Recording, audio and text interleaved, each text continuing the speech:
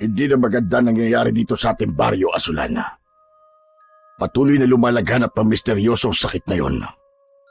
Nung isang araw lang, ay namatay ang anak ni Aling Pasing. Nakakaawa dahil napakabata pa niya. Nakakalungkot nga talaga ang nangyayari ngayon, Itay. Pero, saan po ba nagmula ang sakit na yun? Walang nakakaalam, anak. Kahit ang pinakamahusay nating mga albularyo ay hindi matukoy kung saan nanggagaling at nag-umpisan sakit na kumakalat dito sa baryo natin. Sinusubukan ng iba na alamin kung may lason sa tubig o kung may nakain silang masama. Pero walang sagot. Para bang dumating na lang ito ng biglaan. Kung malalaman sana nila, ay baka mas magiging madali para sa kanila ang tumuklas ng lunas para dito. Ngunit ang sabi ni Tatang Elyong ay naipapasa ang sakit sa pamamagitan ng hangin. Nakakabahala na po talaga ang mga nangyayari ngayon. Ilang buwan na simula nang kumalat ang sakit na to sa baryo natin. At habang tumatagal, ay parang mas lalong lumalala. Tama ka, anak. Hindi na ito tulad ng dati. Sa tuwing may sakit na kumakalat, nagagawa natin pigilan bago pa lumala. Pero ngayon, masyado ng maraming nahawa. Isang nakakabahalang tingin ang pinakawalan ni Asulan sa kanyang amang si Tolome. Ang misteryosong sakit ay nagsisimula sa mataas na lagnat na susundan ng pagkakaroon ng pantal sa buong katawan.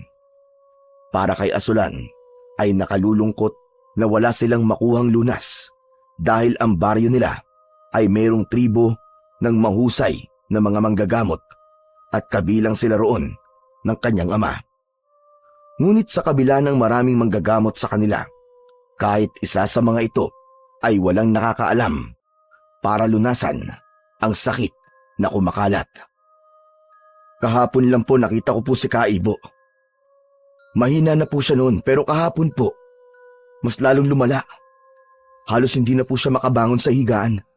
Nakakaawa po siya kung tignan. Para bang unti-unti na siyang pinapatay ng sakit na yun. Pakiramdam ko nga ngayon, Azulan, ay himala na lang ang makakasagip sa ating lahat. Lalong bumigat ang pakiramdam ni Azulan. Mula pagkabata, pinangarap niyang maging isang mahusay na manggagamot. Hindi lamang upang sundan ang yapak ng kanyang ama, kundi upang makatulong sa mga nangangailangan. Itay, hindi natin pwedeng hayaang magpatuloy ito. Kailangan nating hanapan ng lunas ang sakit na ito bago pa mahuli ang lahat. Alam ko, anak. Kaya hindi tayo titigil hanggat hindi natin nalalaman ang sagot para matapos na ang problemang ito sa ating baryo. Habang sinasabi yon ng ama ni Asulan, ay mas tumibay ang determinasyon ni Asulan. Ayaw niyang mawalan ng pag-asa. Hindi sila titigil hanggat hindi nila natutuklasan kung paano matutuldukan ang trahedyang bumabalot sa kanilang baryo. Isang umaga, sa loob ng bahay ni Azulan, na gawa sa pinagtagpi-tagping kawayan at pawid, ay magkatabi silang nakaupo sa mahabang bangko ng kanyang ama habang pinagsasaluhan ang mainit na lugaw na may konting asin at dahon ng malunggay.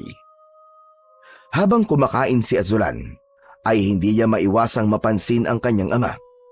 Bagamat tahimik itong kumakain, ay bakas sa mukha nito ang pagod at pag-aalala. Malalim ang mga guhit sa noo ni Tolome at tila mas dumami na ang puting buhok nito. Hindi naman ito katandaan, pero ramdam ni Asulan ang bigat ng responsibilidad na pasan ng kanyang ama at ng buong tribo ng manggagamot dahil sa pagkalat ng misteryosong sakit. Nagpapatawag ng pagpupulong si Tatang Elyo ngayong umaga. Sa kubul niya tayo magkikita-kita pagkatapos nating mag-almusal. Bakit, tay? May natuklasan na po ba siyang lunas? Hindi ko pa alam, anak.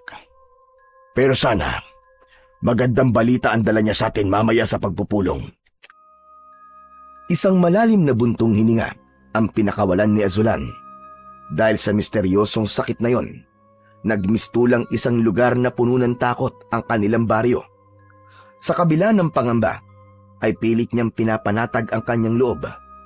Baka kasi sa pagkakataong ito ay may solusyon ng dala si Tatang Ilyong, ang pinakamatanda at pinakamahusay na manggagamot sa kanilang tribo. Tay, ang mabuti pabilisan na po natin ang pagkain. Kailangan po natin makarating kagad sa pagpupulong. Tumango si Tolome. Sabay nilang tinapos ang pagkain ng lugaw at hindi na nila ininda ang init nun. Matapos mag-almusal, ay lumabas na ng kanilang kubo sina Azulan at Tolome upang tahakin ang daan patungo sa kubo ni Tatang Ilyong. Maganda ang panahon ng umagang yon, pero hindi nun napapawi ang bigat sa dibdib ni Azulan. Sa bawat hakbang ni Azulan, ay panay ang dasal niya sa kanyang sarili, na sana ay maganda ang balitang sasabihin sa kanila ni Tatang Ilyong. Napansin din ni Azulan na may iba pang miyembro ng kanilang tribo na patungo rin sa parehong direksyon na kanilang tinatahak. May ilan sa mga yon ang mukhang pagod na pagod dahil marahil sa halos hindi na natutulog sa kakahanap ng lunas. Hindi nagtagal ay nakarating na rin sina Azulan at Tolome sa malawak na bakuran kung saan nakatayo ang kubol ni Tatang Ilyong. Ang paligid ng bahay ng matanda ay napapalibutan ng iba't ibang uri ng mga halamang gamot na ito mismo ang nagtanim. Nang dumating sila, ay marami-rami na rin ang nakaupo sa harapan ng kubol ni Tatang Ilyong. Tahimik ang lahat na naghihintay. Agad na naupo si Tolome sa harapan at sumunod naman si Azulan sa tabi ng kanyang ama. Maya-maya pa ay lumabas na si Tatang Ilyong mula sa kubol nito. Naglakad ito at tumayo sa harapan nilang lahat. Si Tatang Ilyong ay isang matandang lalaking nasa umigit kumulang 70 taong gulang na. Ang balat nito ay kulubot na at ang buhok nito ay puro puti na, kagaya ng balbas at bigote nito. Inumpisa na ni Tatang Ilyong ang pagsasalita sa pamamagitan ng pagbati sa kanilang lahat. Tahimik na nakinig si Azulan habang nakatayo naman si Tatang Ilyong sa harapan. Sa kabila ng katandaan nito ay malakas at malinaw pa rin ang tinig ng matandang manggagamot. Humihingi ako ng paumanhin sa inyong lahat sa biglaan kong pagpapatawag ng pulong na ito. Alam kong matindi na ang inyong pag-aalala. Alam kong gabi-gabi na kayo nag-iisip ng paraan upang mapigilan ang paglaganap ng sakit na kumakalat ngayon dito sa ating baryo. Ngunit bilang pinuno ng ating tribo ng mga manggagamot, ay tukulin kong manguna sa paghahanap ng lunas.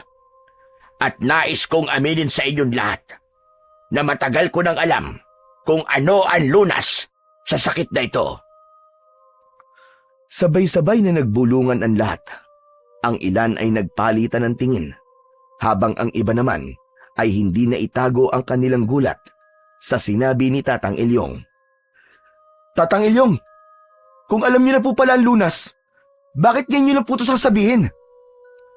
Lahat ng mata ay napunta kay Azulan. Alam niyang hindi siya dapat padalos-dalos ng pagsasalita kay Tatang Ilyong. Ngunit hindi niya na napigilan ang kanyang sarili na magtanong ng ganon dahil ilang buwan na silang naghahanap ng lunas. Tapos alam na pala ni Tatang Ilyong ang gamot sa sakit na nagpapahirap sa kanilang baryo. Hayaan mong tapusin ko muna ang aking sasabihin, Azulan. Pasensya na po, Tatang Ilyong. Huwag ka kasing atat, anak. Muling bumalik ang katahimikan sa paligid. Bumalik ang tingin ni Azulan kay Tatang Ilyong at naghintay siya sa sunod na sasabihin nito. Ang lunas na tinutukoy ko ay isang halamang gamot na bihirang marinig ni numan. Hindi na ako magtataka kung kahit isa sa inyo rito ay hindi alam ang halamang gamot na ito. Ang halaman na ito ay tinatawag na salimbayan. Muling nagbulungan ang mga tao. Si Azulan mismo ay noon lang narinig ang pangalan ng halamang gamot na yon na sinabi ni Tatang Ilyong. Kilala niya ang halos lahat ng uri ng halamang gamot sa kanilang bayan. Ngunit kailanman ay hindi niya narinig ang tungkol sa salimbayan. Ang salimbayan ay hindi pangkaraniwang halamang gamot. Ang salimbayan ay isang banal na halaman na binabantayan ng isang diwata sa mataas na bundok. Hindi basta-basta nakukuha ang halamang gamot na yon. Ang taong may mabuting hangarin at dalisay ang puso lamang ang pinagkakalooban ng salimbayan. Kaya nitong pagalingin hindi lamang ang sakit na kumakalat dito sa ating baryo, kundi lahat ng uri ng karamdaman. Napansin ni Asulan ang pagsilip ng pag-asa sa mga mata ng lahat ng naroroon. Kung ganon, Tatang Ilyong, kailangan nating kunin ang salimbayan sa lalong madaling panahon. Bawat oras na lumilipas, ay mas dumarami ang tinatamaan ng sakit. Kung maghihintay pa tayo ng mas matagal, ay baka humantong sa kamatayan ng sakit na kumakalat ngayon sa ating baryo. Hindi ganon kadali ang pagkuha sa salimbayan, Tulume. Hindi ito isang simpleng gamot labang na basta mo na lamang pipitasin o bubunutin. Ang diwatang nagbabantay sa halaman na yon ay may kakayahang malaman kung malinis o hindi ang puso ng sino mang susubukin na kunin ang salimbayan. Kapag nadama nitong hindi dalisay ang hangarin ng isang tao, ay maaaring mamatay ang magtatangkang kunin ang salimbayan. Nanlaki ang mga mata ni Azulan. Marami sa paligid ang hindi na itago ang kanilang pagkagulat. May ilan pang napaatras na parang pinanghihinaan ng loob sa nalaman. Kaya hindi ko agad sinabi sa inyo. Hindi ko gustong ipahamak ang kahit na sino sa ating tribo. Ngunit nakikita kong hindi na natin ito kayang ipagpaliban. Masakit para sa akin bilang pinuno nyo na makita ang ating mga kababayan na unti-unting nanghihina at nawawalan ng pag-asa. Isang matinding katahimikan ang bumalot sa kubol. Parang may mabigat na bagay na nakadagan sa kanilang mga dibdib. Kaya't ngayong gabi, kung sino man sa inyo ang handang sumama sa akin upang hanapin ang salimbayan, ay magtungo lamang sa kubol ko mamaya. Magdala kayo ng inumin, pagkain at sandata. Ngunit pag-isipan nyo itong mabuti. Handa na ba kayong isugal ang inyong buhay para sa kapakanan ng mas nakararami? Alam ni Azulan na yun na ang hudyat ng pagtatapos ng pagpupulong. Isa-isa nang nagsitayuan ang mga tao at tahimik na naglakad palayo. Alam niya na lahat ay nag-iisip kung sasama ba ang mga ito sa pagkuha sa halamang salimbayan. Hindi nagtagal ay umalis na rin sina Azulan at Tulume sa harapan ng kubol ni Tatang Ilyong at naglakad na sila pabalik sa kanilang kubo. Habang naglalakad ay tahimik si Azulan dahil malalim ang kanyang iniisip. Paulit-ulit niyang naririnig sa loob ng kanyang utak ang bawat salitang binibitiwan ni Tatang Ilyong kanina. Napalingon si Azulan sa kanyang ama nang marinig niya itong nagsalita. Sasama ako kay Tatang Ilyong sa paghahanap ng salimbayan, Asulan. Hindi ko kayang hayaan na lamang na magtungo sila para hanapin yon nang hindi ako kasama. Kung ganun tayo, sasama na rin po ako.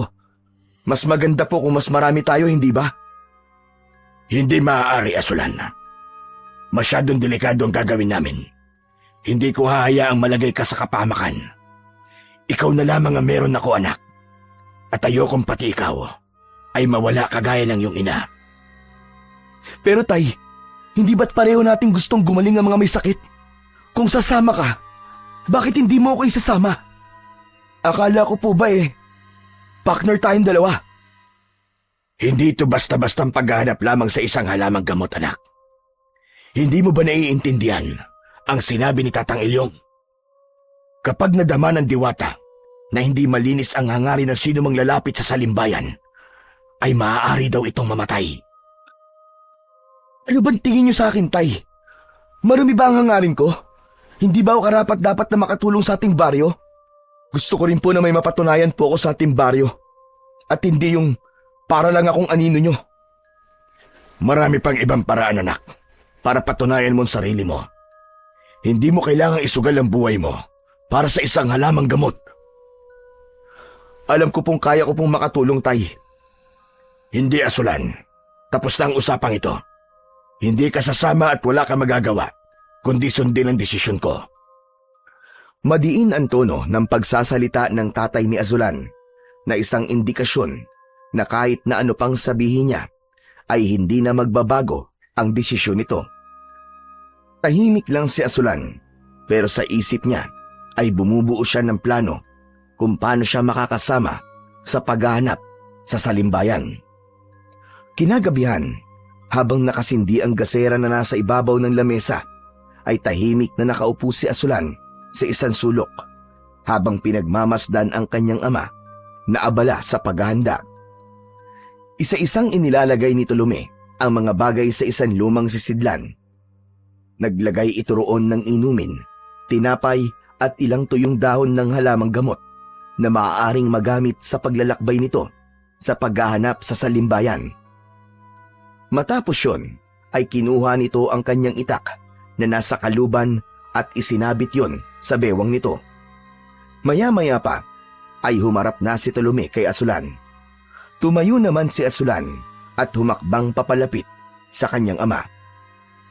Tay, hindi ba talaga ako pwedeng sumama? Nangangako po ko na kaya ko po ang sarili ko at walang masamang mangyayari sa akin. Asulan, anak, huwag ka nang makulit. Mas ligtas ka rito sa ating bahay. Pero kaya ko naman po ang sarili ko, Tay. Hindi ba dapat kasama ako sa paghanap ng salimbayan? Kasama po ako sa tribo na manggagamot. Kaya hindi pwedeng wala po akong gawin. Umiling si Tolome at marahan itong ipinatong ang kamay sa balikat ni Azulan. Hindi, Asulan. Mas mabuti na manatili ka na lang dito sa bahay at huwag ka munang makisalamuha sa iba upang hindi ka mahawaan ng sakit. Kung sakali mang hindi ako makabalik, anak, Huwag niyo pong sabihin yan, Tay. makinig ka muna sa akin, Asulan.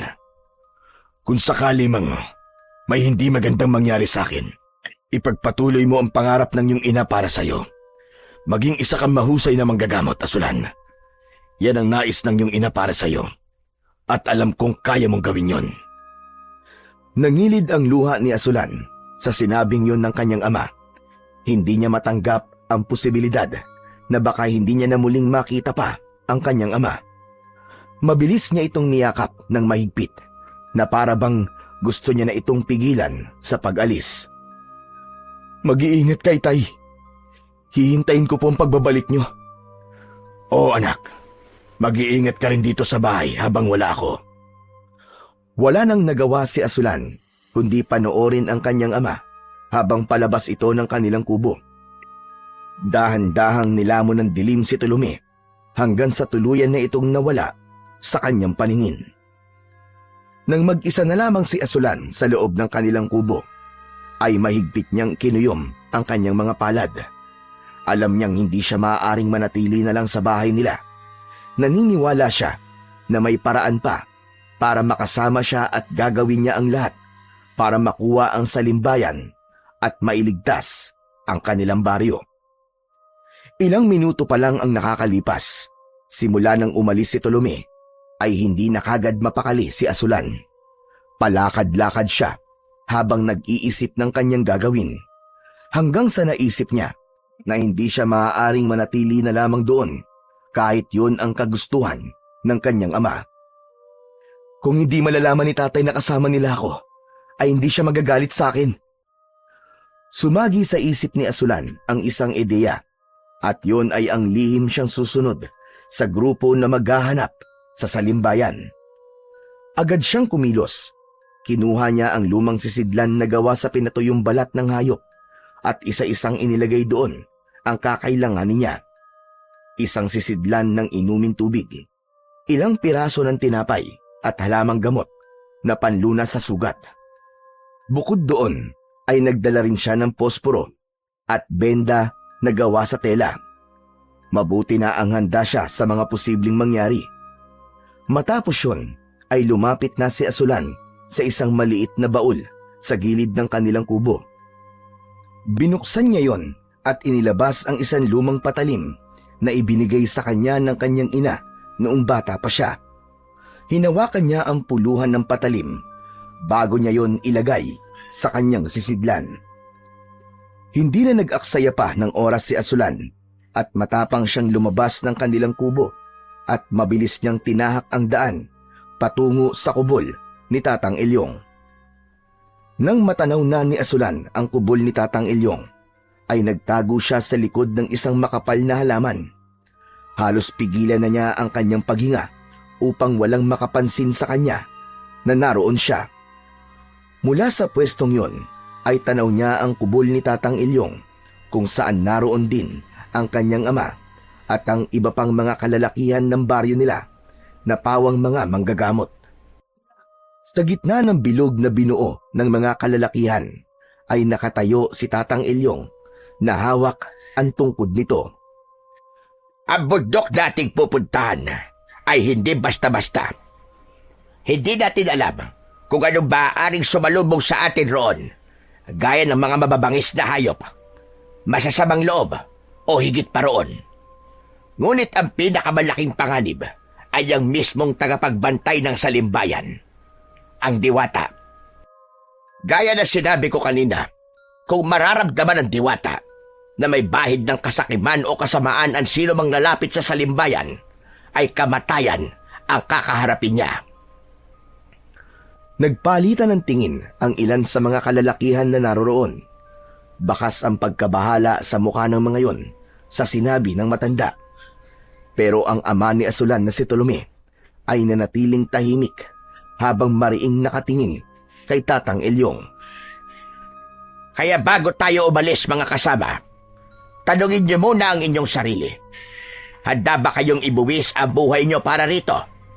Dahil sa oras na pasukin natin ang bundok, ay bawal na tayong umatras.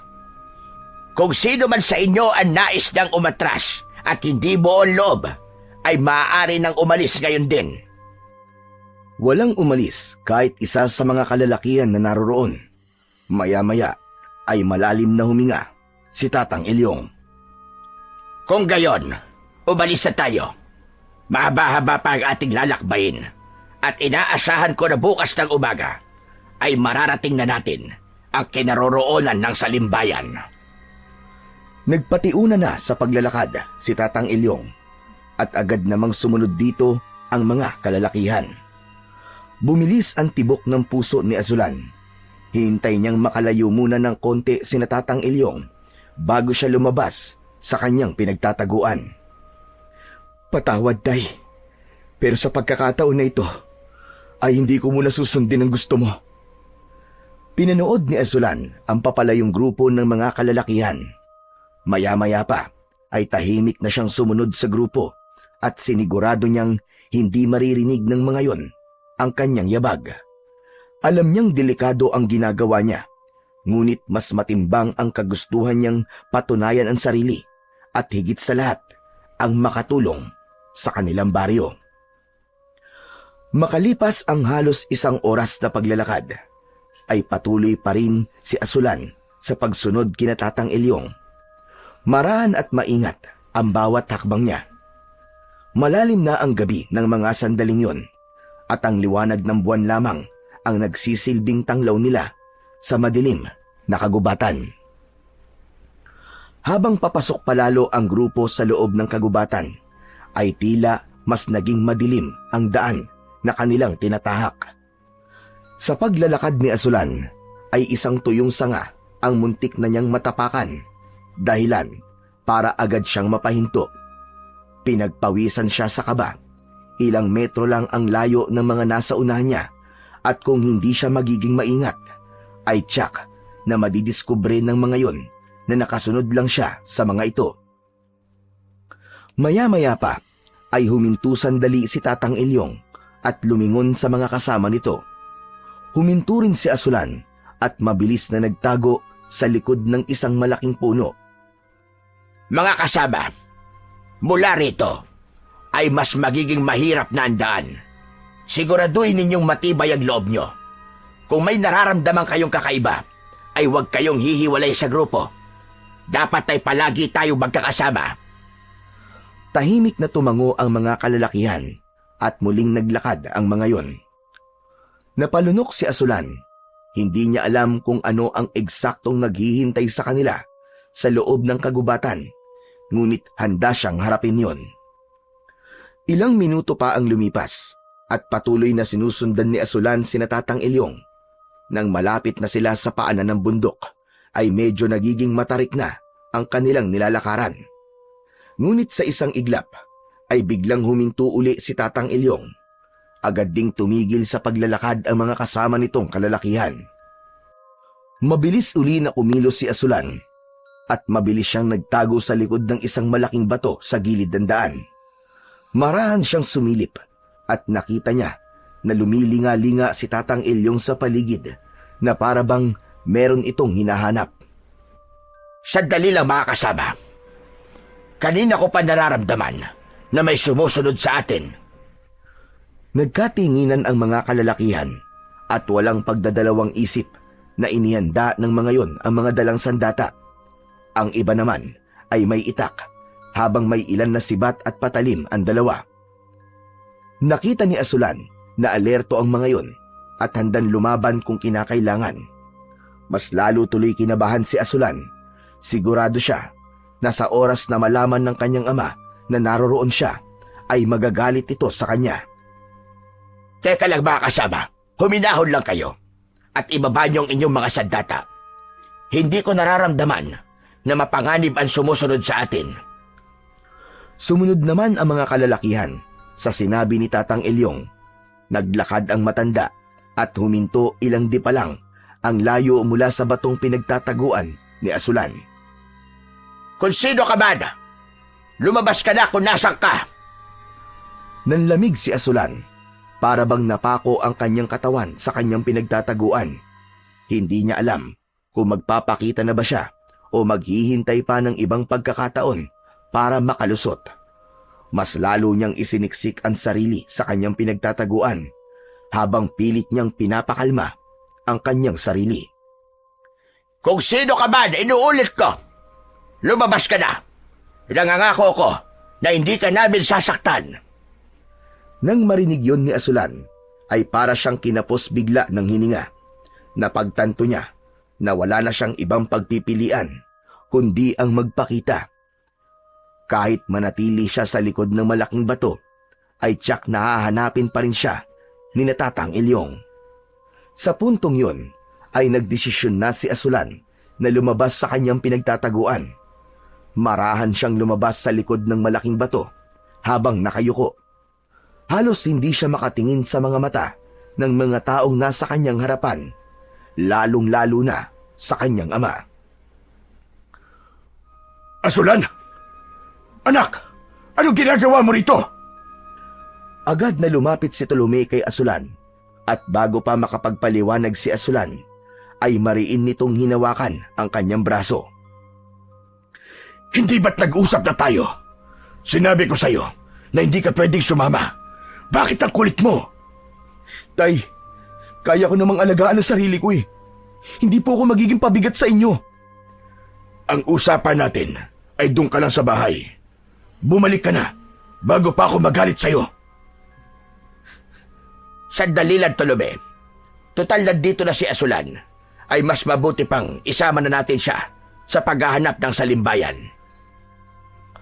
Napatingin si Tolome kay Tatang Ilyong. Bakas sa mukha nito na hindi ito sang-ayon sa sinabi ng matanda. Hindi mo naiintindihan, Tatang Ilyong. Delikadong gagawin natin at ayokong ilagay sa panganib ang buhay ng nag-iisa kong anak. Mas delikado kung babalik siya mag-isa sa baryo. Alam mo namang may mababangis na hayop dito sa gubat, hindi ba, Tolome? At isa pa, huwag mong pigilan ang anak mo sa mga bagay na nais niyang gawin, lalo na kung ito ang magpapalakas at magpapatapang sa kanya. Kailangan ng baryo natin ang mga kabataang katulad niya. Hindi natin sila dapat pigilan, Tolome. Nanatiling tahimik si Tolome. Maya-maya pa ay lumipat ang tingin nito kay Asulan. Nakita niya sa mga mata ng kanyang ama ang pag-aalinlangan. Nang sandaling yun ay walang ibang nais si Asulan kundi ang pumayag ang tatay niya na sumama na siya sa mga ito sa paghahanap sa salimbayan. Sige, Asulan. Sumama ka na. Tama si Tatang Ilyong. Delikado pa kung mag-isa kang babalik sa atin. Pero pag uwi natin sa bahay, pagkatapos ito, ay mag-uusap tayong dalawa, Asulan. Opo, salamat po, Tay. Hindi tuluyang nawala ang kaba sa dibdib ni Asulan dahil ramdam niyang labag ito sa kalooban ng kanyang ama ang pagpayag nito na sumama siya. Ganun pa man, hindi pa rin siya makapaniwala na kasama na siya sa mahalagang misyon ng mga tribo ng manggagamot upang masagip ang baryo nila mula sa kumakalat na sakit. Ngunit si Tatang Ilyong ay tumango kay Asulan. Napakatapang mo, Asulan. Malaking bagay ang ginawa mong ito. Dahil kung mas marami tayo, ay mas malaki rin ang posibilidad na makuha natin ang salimbayan. Naniniwala po kasi ako, Tatang Ilyong, na bilang miyembro ng tribo ng manggagamot ay tungkulin kong sumama sa inyo. Tolome, napakaswerte mo sa anak mong ito. Hindi lang siya matapang, kundi may malasakit din sa iba. Hindi nakasagot si Tolome. Tinitigan lang nito si Asulan na may halong pag-aalala. Hindi na rin sila nagtagal doon at nagsimula na ulit silang maglakad patungo sa kinaroroonan ng salimbayan. Sa pangunguna ni Tatang Ilyong ay sinimulan ng grupo ang pag-akyat sa bundok. Mabagal, ngunit sigurado ang kanilang bawat takbang. Hindi naging madali ang pag-akyat nila dahil madulas ang lupa. May ilang bahagi rin na sobrang matarik. Ilang beses din silang huminto upang magpahinga. Umupo si Asulan sa isang malaking ugat ng puno at pinahinga ang nananakit niyang mga binti at mga paa. Mula sa kanilang kinaroroonan ay kitang-kita niya ang malawak na kagubatan sa ibaba na kanina lang ay dinaanan nila. Mga kasama, malapit na tayo sa tuktok. Konting tiyaga na lamang. Tatang Ilyong, ano po ba ang itsura ng salimbayan? Ayon sa mga nakakita sa salimbayan, ang dahon nito ay kulay rosas na mapusyaw. Hindi ito kagaya ng ibang halaman sa kagubatan. May sarili itong kakaibang ningning. Kaya kahit na nasa gitna ito ng maraming halaman, ay mapapansin mo ito kagad. Tahimik na tinandaan ni Asulan ang sinabi ni Tatang Ilyong. Sa kanyang isipan, inilarawan niya ang itsura ng salimbayan na isang halaman na may natatanging liwanag sa gitna ng kagubatan. Makalipas ang ilang oras, sa wakas ay narating na ni Asulan ang tuktok ng bundok. Pagkatapos na mahabang oras ng paglalakbay, ay bumungad sa kanila ang isang napakalawak na kapatagan sa itaas ng bundok na mistulang isang paraiso. Sa di kalayuan ay may mga ligaw na baka na payapang kumakain ng damo na tila hindi apektado sa presensya sa pagdating ni Asulan. Ang bughaw na langit ay walang bahid ng ulap at ang malamig na simoy ng hangin ay nagbigay ng panandaliang ginhawa sa kanilang pagod sa katawan. Ngunit sa kabila ng kagandahang yon ay may isang bahagi ng bundok na kailangan nilang mag-ingat. Merong kasi dong isang napakalalim na bangin. Lumapit si Tatang Ilyong sa gilid ng bangin at sumilip. Matapos yon ay humarap ito sa kanila. Mag-ingat kayong lahat dito sa gilid ng bundok. Isang maling hakbang lamang nyo ay siguradong makakaharap nyo kagad si San Pedro. Ngayon, simulan na natin ang paghahanap sa salimbayan.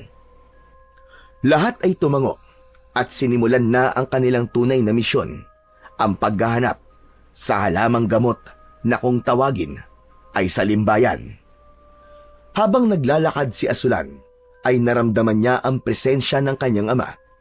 Huminto siya at sa paglingon niya, ay nakita nga niya ang ama niyang si Tolome na seryoso ang muka na nakatingin sa kanya. Hindi ba't nag-usap na tayo? Bakit sumama ka pa rin? Hindi ba dapat tayo matuwa ka?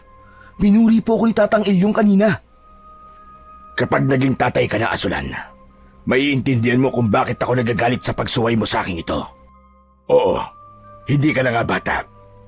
Pero kahit ganun pa man, ay hindi nun mababago ang katotohanan na anak pa rin kita. At wala akong ibang gusto kundi ang protektahan ka. Napalunok si Asulan sa sinabi ng kanyang ama.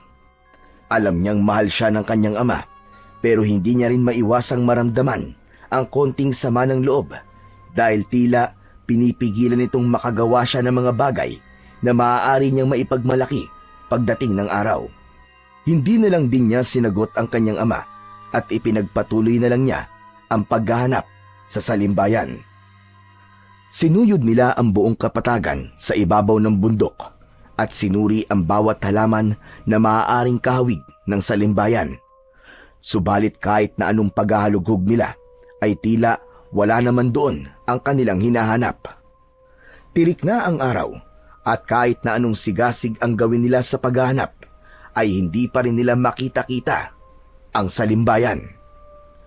Dahil walang bakas ng salimbayan sa lugar na yon, ay tinipon sila ni Tatang Ilyong. Lahat sila ay tagaktak na ang pawis at bakas sa muka ang labis na pagod. Mga kasama, mukhang wala rito sa limbayan. Lilipat tayo ng lugar. Sa banda ron naman tayo maghahanap. Itinuro ni Tatang Ilyong ang direksyon kung saan naroon ang maraming mga ligaw na baka na abala pa rin sa pagkain ng damo.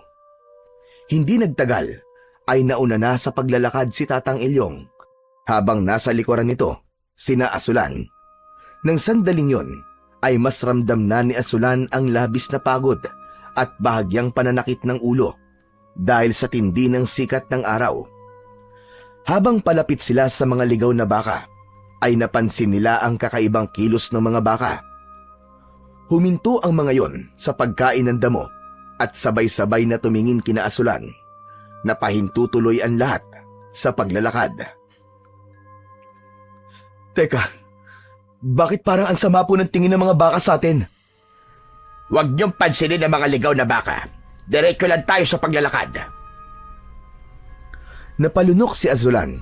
Hindi niya maalis ang tingin sa mga baka. May kung anong hindi tama sa paraan ng pagtitig ng mga yon sa kanila. Ngunit nang hahakbang na sila, ay biglang nagkagulo ang ligaw na baka. Sabay-sabay na nagtakbuhan ng mga yon papunta sa direksyon nila. Nagsigawan ng ilang kalalakihan. Sa dami kasi ng mga ligaw na baka na pasugod sa kanila, ay siguradong malaki ang posibilidad na may mamatay sa kanila sa bigat ng mga yon. Ngunit si Asulan ay nanatili sa kanyang kinatatayuan. Labis siyang nabigla sa mga pangyayari. Nanigas ang kanyang mga binti at hindi niya maigalaw ang kanyang katawan. Wala siyang ibang narinig kundi ang dagundong ng yabag na mga baka na palapit sa kanya. Isang baka ang dumiretso sa direksyon ni Asulan at malakas na bumangga ang ulo nito sa kanyang tiyan. Sa isang iglap, naramdaman niya na lumipad sa ere ang kanyang katawan at nang bumagsak siya ay nasa ibabaw na siya ng isang ligaw na baka. Napakapit siya ng mahigpit sa katawan ng baka na yon. Nagwala yon at nawalan ng direksyon sa pagtakbo. Nakita ni Asulan ang kanyang ama na pilit na humahabol sa kanya, ngunit huli na. Ang baka na kanyang sinasakyan ay patuloy na tumakbo. Nanlaki ang mga mata ni Asulan nang makita niya na ang tinutumbok ng ligaw na baka ay ang bangin. Nang tumalon ang baka sa bangin, ay sakalang naisip ni Asulan na bumitaw sa katawan nun. Ngunit huli na ang lahat dahil naisama siya ng ligaw na baka sa pagtalon nito sa bangin. Habang mabilis na nahuhulog si Asulan, ay nakita niya ang mukha ng tatay niya sa gilid ng bangin na umiiyak at kahit imposibleng mailigtas pa siya nito, ay pilit pa rin siya nitong inaabot. Bumulusok pa ibaba ng napakataas na bangin si Asulan. Pakiramdam niya ay may kung anong sasabog sa dibdib at tiyan niya ng sandaling yon. Hanggang sa tumama ang likod niya sa isang matigas na sanga sa isa sa mga puno sa ibaba ng bangin. Mabilis niyang iginala ang kanyang mata at isang sanga ang kanyang hinawakan. Dahil doon ay napigilan niya ang tuluyang pagbagsak niya sa lupa.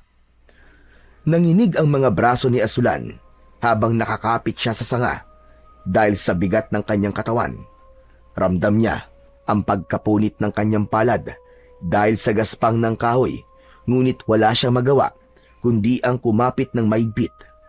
Hanggang sa hindi inaasahang pangyayari, biglang naputol ang sangang kinakapitan niya at tuluyan na siyang bumagsak sa lupa. Ngunit sa pagkakataong yun ay mas mababa na ang distansya niya sa lupa. Hindi naging maganda ang pagkakabagsak ng kanang paa niya at nakaramdam siya ng matinding kirot doon. Nanlabo ang paningin ni Asulan at kahit gusto niyang isigaw ang sakit, hindi niya magawa.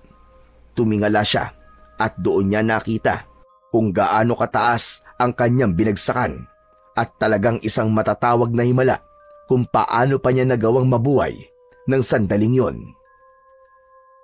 Nagpalipas muna ng ilang minuto si Asulan para makabawi siya ng lakas.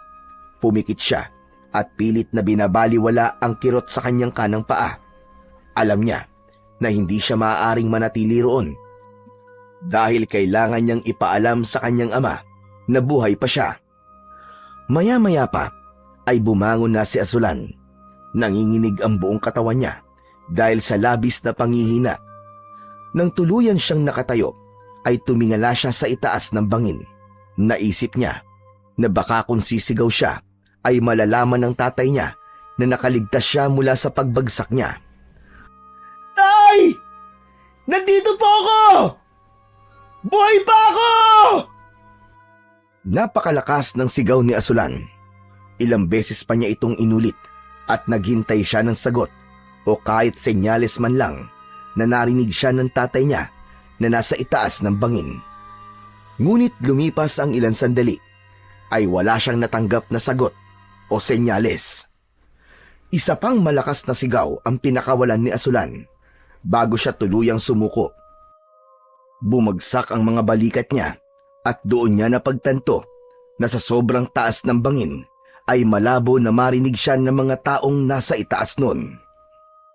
Diyos ko, makakaalis pa ba ako rito? Baka naman dito na ako mamatay. Hindi. Tumigil ka, Asulan. Hindi ka pinalaking mahina ng tatay mo. Dahil walang kasama, ay mas pinili na lang ni Asulan na kausapin ang sarili. Nang sandaling yon, ay nilakasan ni Asulan ang kanyang loob. Naisip niya na walang ibang paraan kundi ang umakyat siya ng bangin hanggang sa makabalik siya sa tuktok ng bundok. Nang maglakad si Asulan palapit sa gilid ng bangin, ay halos mapasigaw siya dahil sa sobrang sakit ng kanang paa niya. Parang may matalim na kutsilyong tumatarak sa buto niya sa tuwing itinatapak niya yon sa lupa. Kaya ang ginawa niya ay inilipat niya sa kaliwang paa ang bigat ng kanyang katawan. Sinipat niya ang mga nakausling ugat ng puno at batong maaaring mahawakan sa gilid ng bangin para makaakyat siya. Humugot si Asulan ng malalim na paghinga. Sa kanya hinawakan ang ugat ng puno. Itinulak niya ang sarili pataas gamit ang kanyang natitirang lakas. Dahan-dahan siyang umakyat at hindi na niya ininda ang sakit sa kanang paa niya sa bawat galaw niya. Habang unti-unting umaangat ang kanyang katawan, ay nakaramdam siya ng konting pag-asa. Ngunit nang umabot na siya ng halos 2 metro mula sa lupa, ay naramdaman niyang nangihina na ang kanyang mga braso. Pawisan na ang kanyang mga palad at dumudulas na ang kapit niya sa nakausling bato na kanyang hinahawakan. Hanggang sa bigla na lang humagalpos ang pagkakapit ni Asulan sa bato. Mabilis siyang bumagsak at malakas na humampas ang kanyang likod sa matigas na lupa. Sa lakas ng pagkakabagsak niya, ay halos mawalan ng hangin ang kanyang baga. Pakiramdam niya ay hindi siya makahinga. Parang may kung anong pumipiga sa kanyang dibdib. Nanlalabo na ang kanyang paningin at bumigat ang talukap ng kanyang mga mata.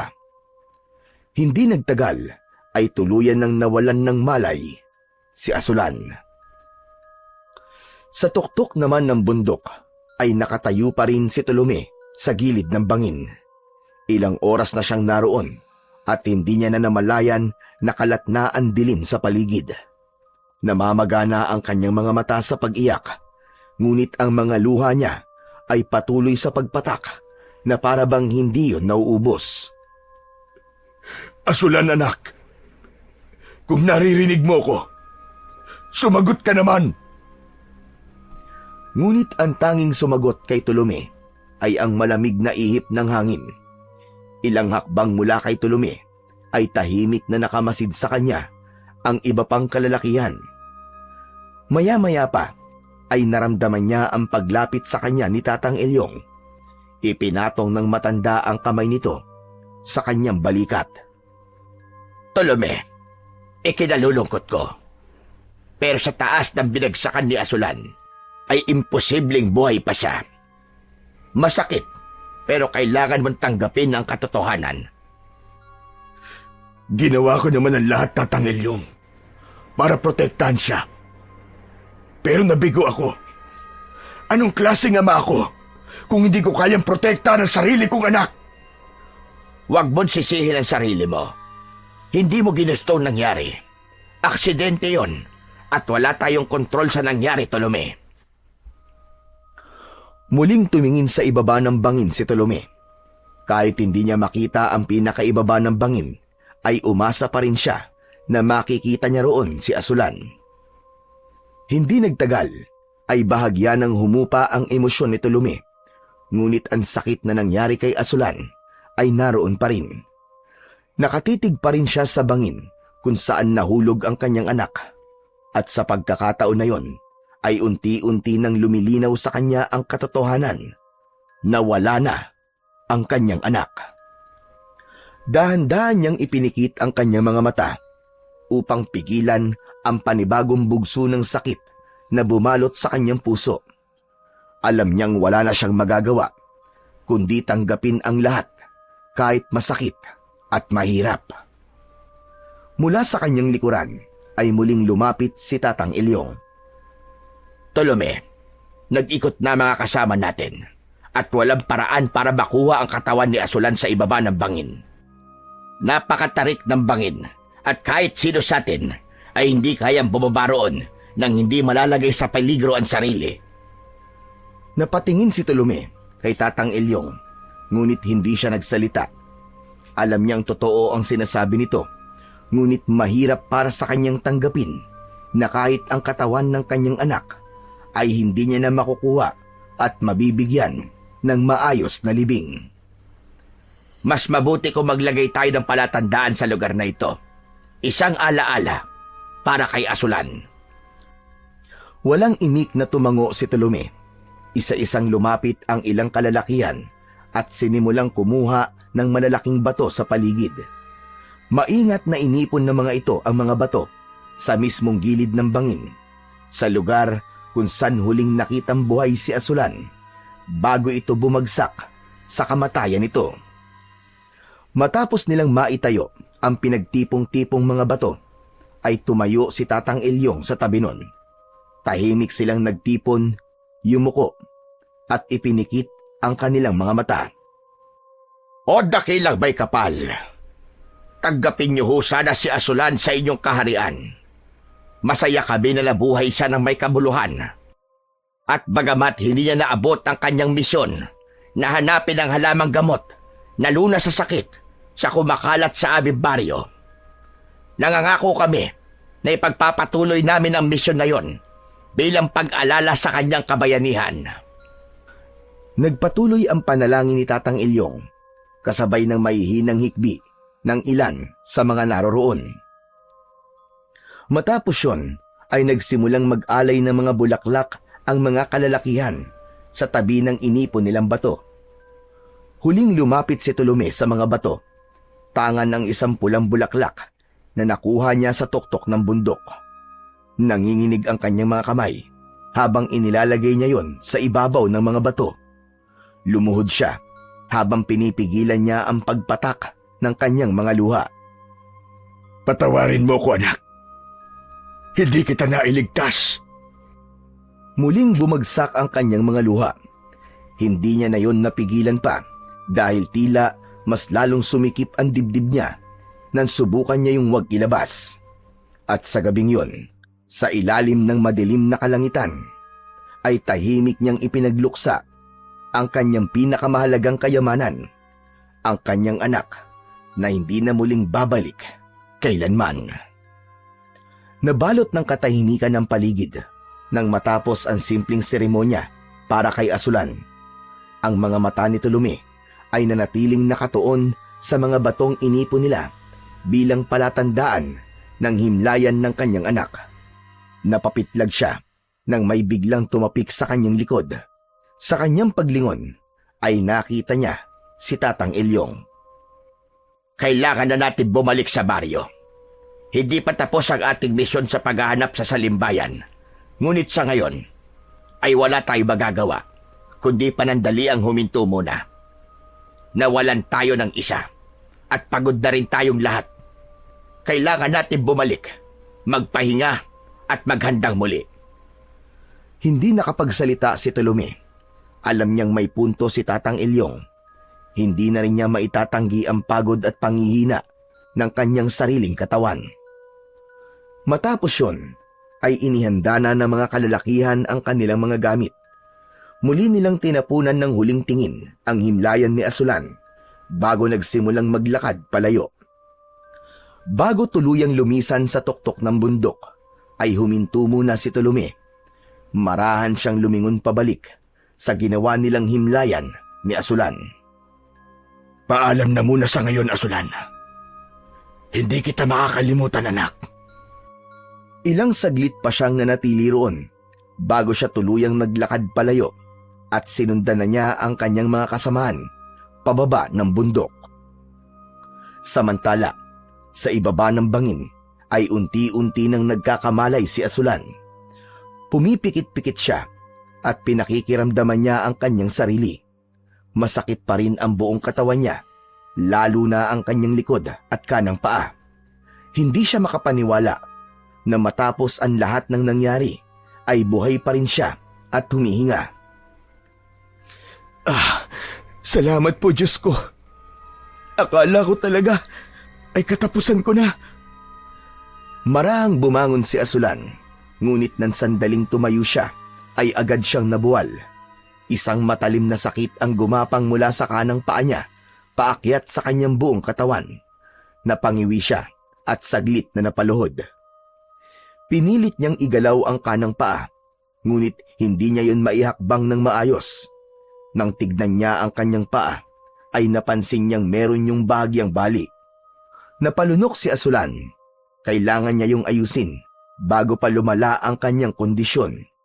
Tumingin siya sa paligid at sa hindi kalayuan ay may nakita siyang tuwid na sanga na mukhang matibay. Gumapang siya palapit doon at kinuha niya yon. Pinasadahan niya ng tingin ang kanyang paa bago niya kinagat ang sanga sa gitnang parte. Kailangan niyang ibalik sa ayos ang nabaling buto sa kanyang paa. Humigpit ang pagkakakagat niya sa sanga habang dahan-dahan niyang inunat ang kanyang paa. Sa isang iglap, mabilis niyang isinagad ang pagkakabalik ng kanyang paa sa dati. Isang matinding kirot ang gumapang sa buong katawan ni Asulan at hindi niya napigilang mapasigaw ng dahil sa labis na sakit. Pumikit siya ng mariin habang nanginginig ang buo niyang katawan, ngunit alam niyang wala siyang ibang pagpipilian kundi ang tiisin ang sakit. Inabot niya ang sisidlan niya ng mga dala niyang gamit at mula roon ay kinuha niya ang telang benda. Kaagad niyang itinapat ang sanga sa kanyang nabaling paa at mahigpit na itinali yon gamit ang tela. Hinigpitan niya ang pagkakatali upang siguraduhin hindi yon matatanggal. Matapos ang ilang sandali, matapos niyang maayos ang kanyang nabaling paa, ay naisip niya na kailangan niyang maghanap ng masisilungan bago siya mamatay sa lamig ng gabing yun. Kahit nahihirapan, ay pinilit pa rin ni Asulan na maglakad. Napapangiwi siya sa bawat takbang, ngunit hindi siya humihinto sa paglalakad. Sa kanyang mabagal at paika-ikang paglalakad, ay napansin niya ang isang madilim na lagusan sa hindi kalayuan.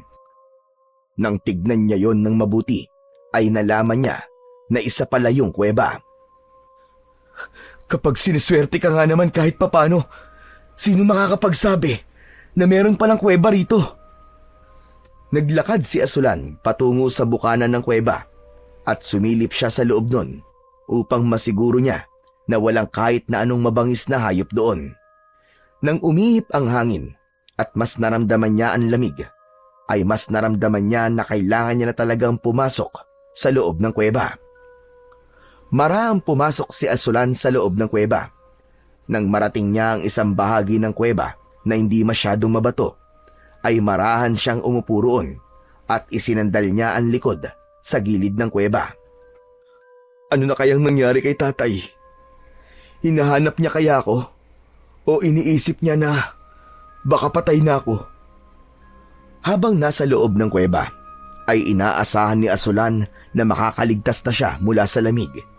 Pero kahit nasa loob pala siya ng kuweba, ay malamig pa rin doon. Dahil doon, ay muli siyang tumayo at lumabas ng kuweba. Naghanap siya ng mga tuyong sanga na maaari niyang gamitin bilang panggatong. Isa-isa niyang pinulot ang ilang piraso ng tuyong sanga. Matapos yun, ay bumalik na siya sa loob ng kuweba. Hinilapag niya ang mga kahoy sa isang patag na bahagi ng lupa. Kinuha niya mula sa kanyang sisidlan ang maliit na kahon ng posporo. Gamit ang palito ng posporo, ay gumawa siya ng apoy gamit ang mga nakuha niyang sanga.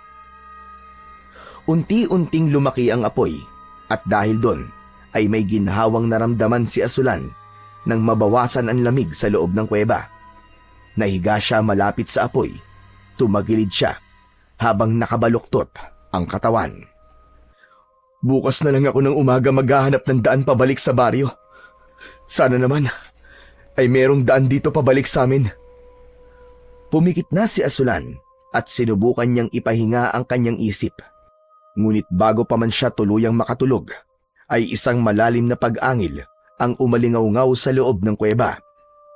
Napabalikwas si Asulan. Agad niyang inabot ang isang kahoy na may sindi ng apoy at itinanglaw niya yon upang masilayan kung ano ang nasa loob ng madilim na kuweba. Napakunot ang noo niya nang may napansin siyang gumagalaw na anino roon, hanggang sa isang pares ng matatalim na mga mata na nagliliwanag sa dilim ang kanyang nakita. Kinabahan si Asulan habang palapit sa kanya ang may-ari ng mga matang yon, hanggang sa nalaman niya na isang puting asong gubat pala ang may-ari ng mga matang yon. Nakataas ang mga balahibo nun at tila galit na umaangil sa kanya. Napalunok si Asulan. Kahit gustuhin niyang tumakas o tumakbo, ay alam niyang wala siyang laban sa asong gubat, lalo na sa kalagayan niya ng sandaling yon. Bahay mo ba tong kuweba? Dito ka ba nakatira? Huwag kang mag-alala. Hindi kita sasaktan. Nakikisilong lang ako. Ngunit hindi tumigil ang asong gubat sa pag-angil. Sa halip, marahan itong lumapit sa kanya habang ang mga mata nito ay nakapako sa kanya na tila tinatansya kung siya ba ay isang kaaway. Lalong bumilis ang tibok ng puso ni Asulan sa takot nang magpatuloy ang asong gubat sa paglapit sa kanya. Ngunit nang halos isang dipa na lamang ang layo nito sa kanya, ay bigla itong natumba at dumaing na para bang merong kung anong masakit dito. Matamang tinignan ni Asulan ang asong gubat. Doon niya napansin ang sariwang sugat sa harapang paa nito sa kanan.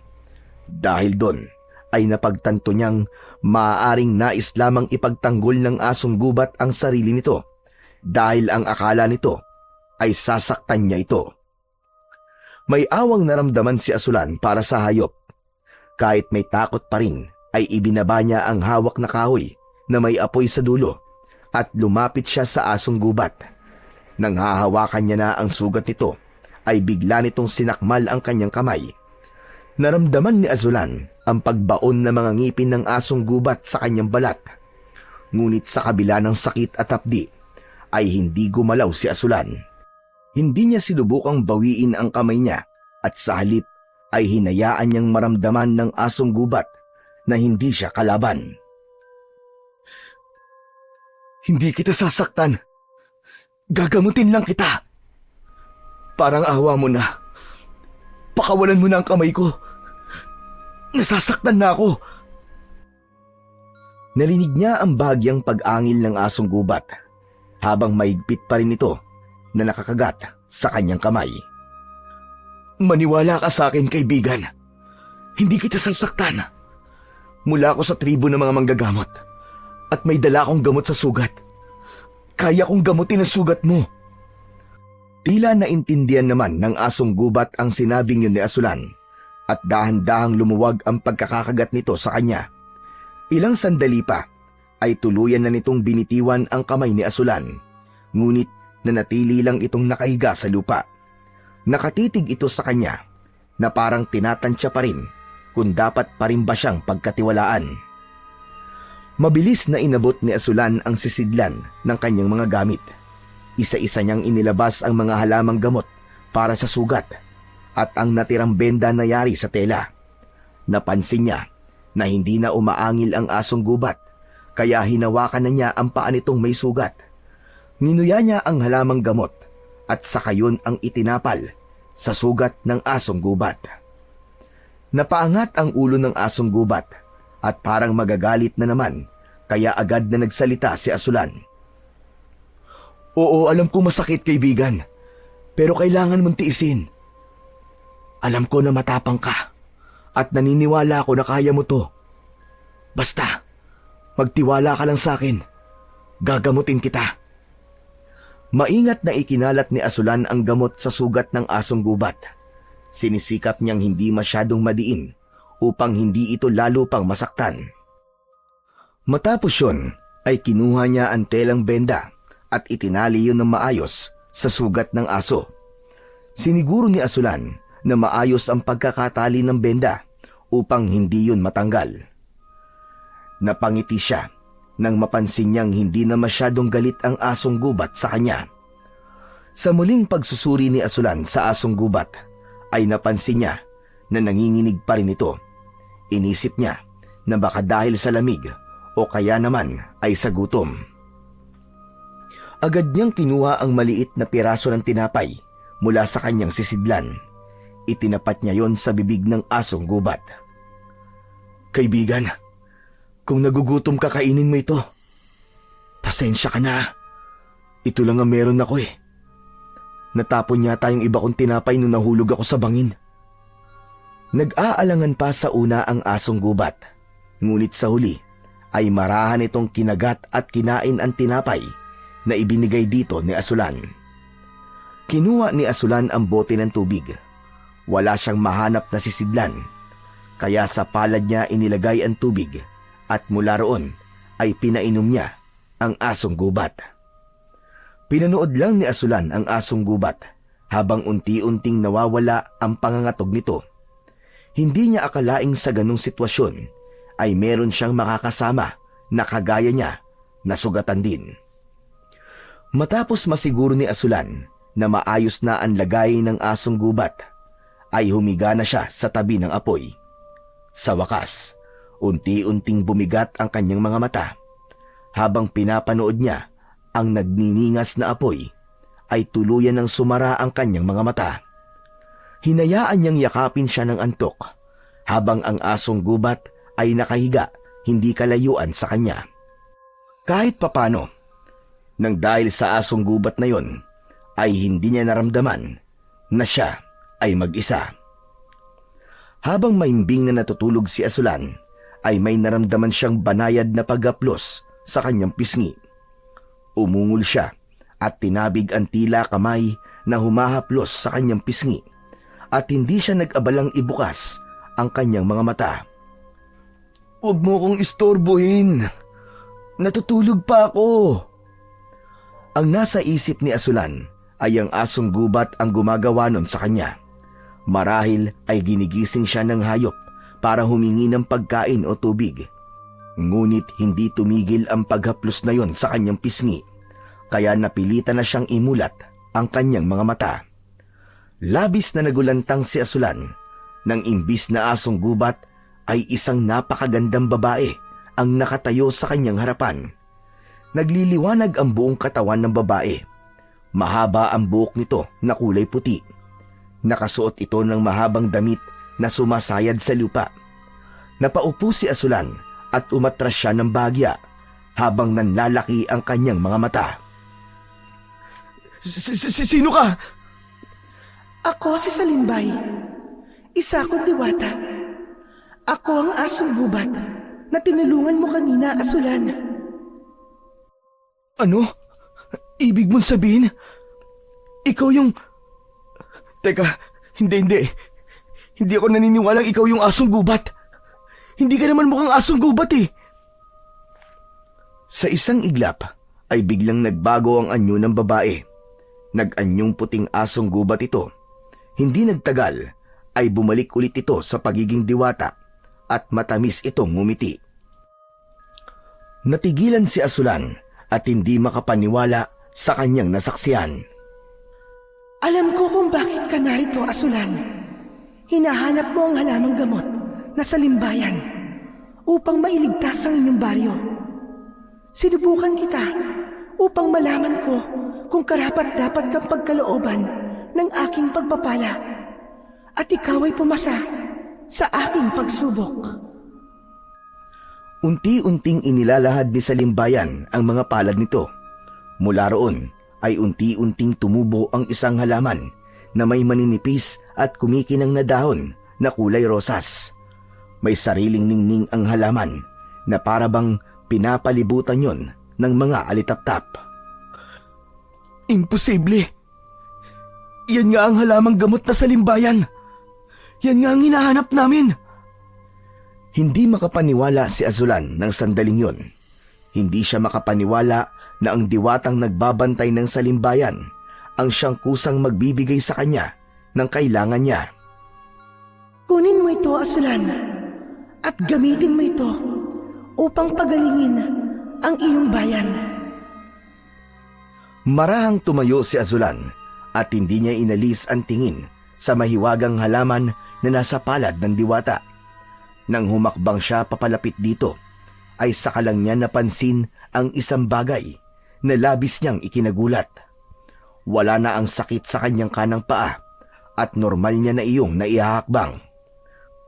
Teka, paanong magaling na ang aking paa? Pinagaling ko ang pinsala sa iyong paa, Asulan. Wala ka nang dapat bang ipag-alala. Yan ay kasama sa gantimpala sa kabutihan ng iyong pinamalas. Halika, kunin mo na ang Salimbayan. Hindi na nag-atubili pa si Asulan. Maingat niyang kinuha ang halamang Salimbayan mula sa palad ng diwata. Maraming salamat sa iyo, Salimbay. Hindi ko alam kung paano kita mapapasalamatan. Napakahalaga sa akin ang halamang ito. Ikaw lang ang tanging pag-asa ng aming baryo para matigil ng pagkalat ng isang misteryosong sakit doon. Kung ganon, ay dapat ka na maglakbay pa uwi. Sundan mo ang ilog sa direksyon kung saan lumulubog ang araw. Doon mo matatagpuan ang daan palabas ng kagubatang ito. Kapag nakalabas ka na sa kagubatang ito, ay lakarin mo lang ang daan na bubungad sa'yo. Teka, Salimbay, hindi mo ba maaaring gamitin ang iyong kapangyarihan upang mabilis ako makabalik sa baryo namin? Baka kasi pwedeng lubos-lubusin mo na ang pagtulong sa akin. Baka lang naman. Napangiti ng bagya si Salimbay, sabay iling. Ang bagay na yan ay hindi sakop ng aking kapangyarihan. Ang paglalakbay pabalik sa inyong baryo ay kailangan mong gawin gamit ang sarili mong lakas at kakayahan. Naiintindihan ko, Salimbay. Maraming salamat po ulit sa inyo. Mag-iingat ka. Nararamdaman kong may ibang puwersang nais ding makuha ang Salimbayan. Protektahan mo ito at huwag mong hahayaang mapunta ito sa maling mga kamay. Magsasalita pa sana si Asulan nang biglang naglaho na si Salimbay. Sayang. Hihingi pa sana ako ng pagkain sa kanya. Pero di bale, ang importante ay nasa akin na Salimbayan. Mabilis na nagpasya si Asulan. Inilagay niya ang halamang Salimbayan sa kanyang sisidlan. Matapos yun, ay lumabas na siya ng kuweba at sumalubong sa kanya ang matinding sikat ng araw. Agad niyang sinimulan ang kanyang paglalakbay palabas ng kagubatan. Tinandaan niya ang sinabi ni Salimbay at nang makita niya ang ilog ay nilakad niya ang direksyon kung saan lumulubog ang araw. Sa ilalim ng matinding sikat ng araw ay patuloy na naglalakad si Asulan. Bagamat hindi niya alam kung gaano katagal ang guguguli niya bago siya makalabas ng kagubatan, ay determinado pa rin siyang makauwi sa baryo nila. Dahil sa wakas ay natagpuan na niya ang Salimbayan, ang halamang gamot na magpapagaling sa kumakalat na sakit sa kanilang baryo. Sa gitna ng kanyang paglalakad ay isang matangkad at matipunong lalaki ang sumalubong sa kanya. May matalim itong tingin at waring galing sa isang mahaba at nakakapagod na paglalakbay. Kaibigan, baka may pagkain ka pa riyan. Gutom na ako. 2 araw na ako naglalakad at tanging tubig lamang sa ilog ang laman ng aking sikmura. Bagyang natigilan si Asulan at tinignan niya ang lalaki. Kahit matikas ang tindig nito, ay halata naman sa mukha nito ang pagod. Hindi naman niya naramdaman na dapat niya itong paghinalaan. Wala na akong tinapay eh. Pero titignan ko, baka may natira pa. Inilapag ni Asulan ang sisidlan sa harap at binuksan yun. Inilabas niya ang halamang Salimbayan upang maghalungkat sa loob ng kanyang sisidlan. Ngunit sa kasamaang palad, wala na talaga siyang pagkain na natira. Nako, pasensya na ho. Wala na po pala talaga ako natirang tinapay, Manong.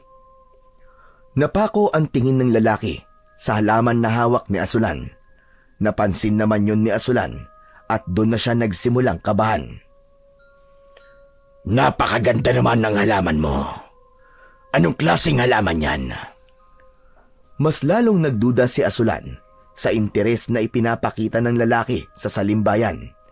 Naisip niya ang babala ni Salimbay na may ibang puwersang gustong makuha ang Salimbayan.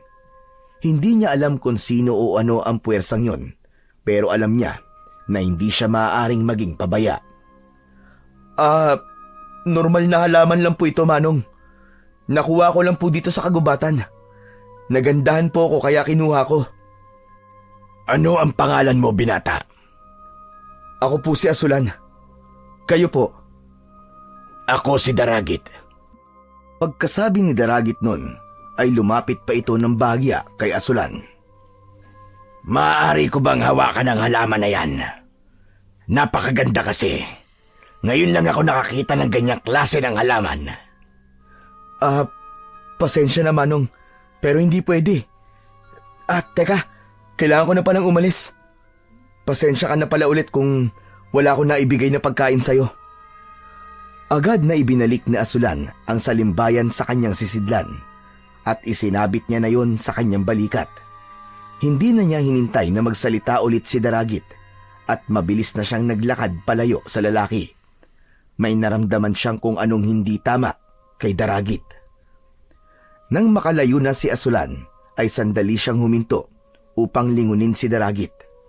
Wala na si Daragit sa lugar kung saan niya ito iniwan.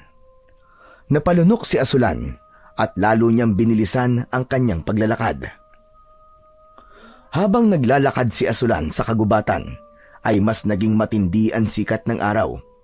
Hindi nagawang saluhin ng mga punong naroon ang pagtama ng masakit na sikat ng araw sa kanyang balat, kaya tagaktak ang pawis sa kanyang muka at katawan. Wala din siyang ibang inilalaman sa kanyang tiyan, kundi ang tubig mula sa ilog na kanyang sinusundan. Ilang beses na siyang tumigil upang uminom dahil palaging nanunuyo ang kanyang lalamunan ng dahil sa labis na pagod. Makalipas ang ilang oras, ay naramdaman na ni Asulan ang pagbigat ng kanyang katawan. Ang kanyang mga paa at binti ay nagsimula ng sumakit, ngunit sa kabila nun ay hindi siya huminto at sumuko. Makalipas ang ilang oras, ay kumagat na ang dilim. Mas ramdam ni Asulan ang pagod at alam niya na kapag pinilit pa niyang magpatuloy ay baka kung ano na ang mangyari sa kanya. Nang makakita siya ng isang malaking puno, ay nagdesisyon siya na doon muna magpahinga. Maraan siyang umupo sa ilalim ng puno. Isinandal niya ang kanyang likod sa katawan ng puno. Mula roon ay nakita niya ang kalangitan na punong-puno ng mga bituin.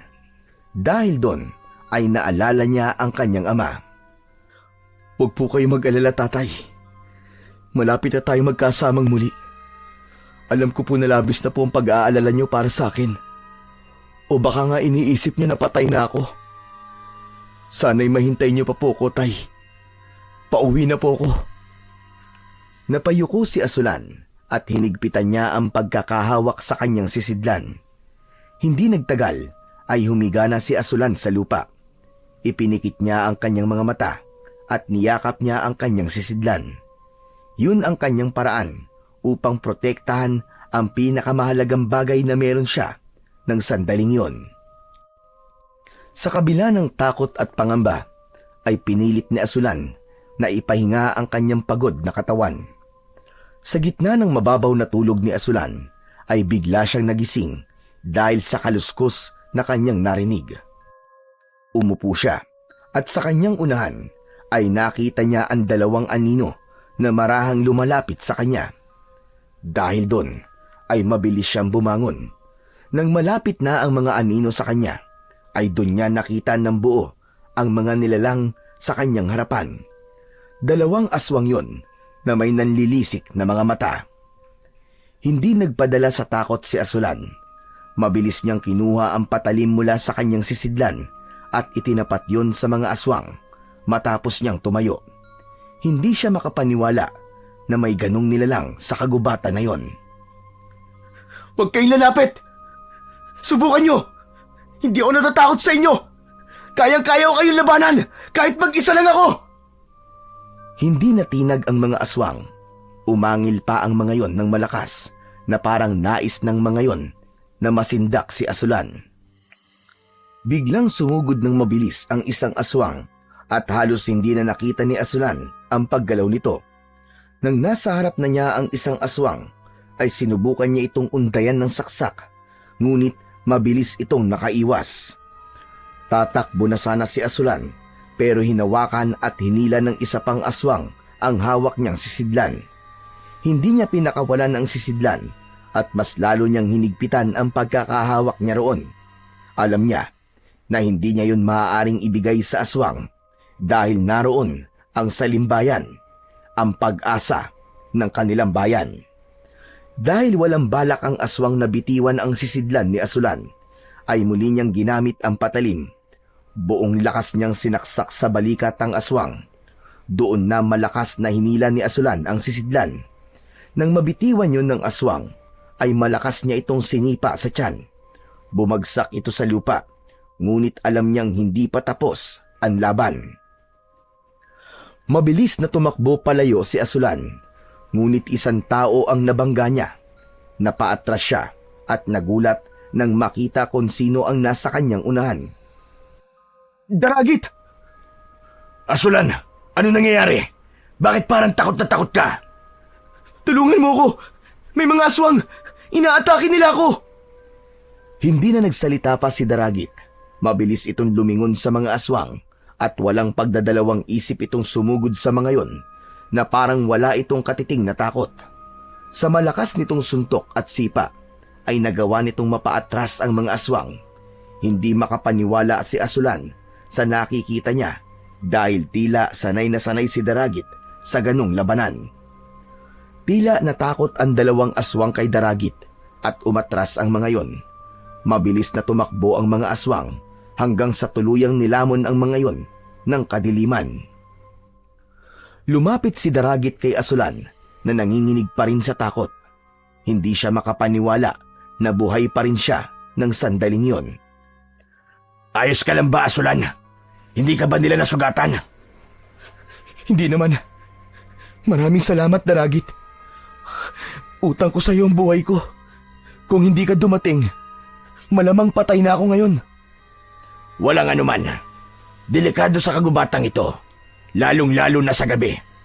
Maraming gumagalang aswang dito na laging naghahanap ng kanilang magiging biktima. Napatingin si Asulan sa direksyon kung saan tumakbo ang mga aswang. Alam niyang may posibilidad na bumalik ang mga yon anumang oras. San ka ba papunta? Ihahatid na kita. Nagdalawang isip si Asulan, pero nang maalala niya ang pag-atake ng mga aswang, ay napagtanto niyang mas ligtas nga siya kung may kasama siya.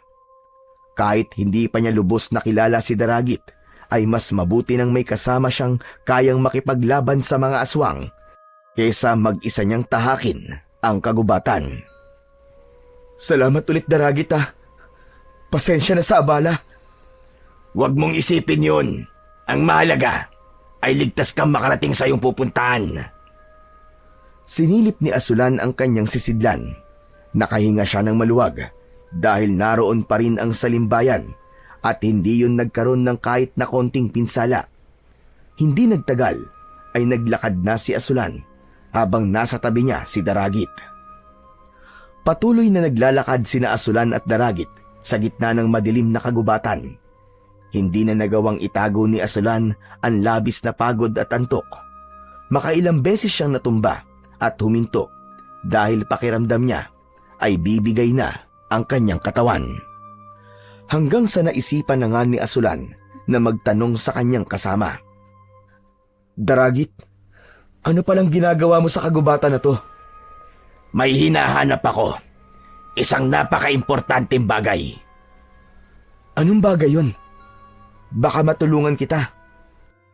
Hindi sinagot ni Daragit ang tanong na yon ni Asulan, kaya hindi niya na ito pinilit na magsalita.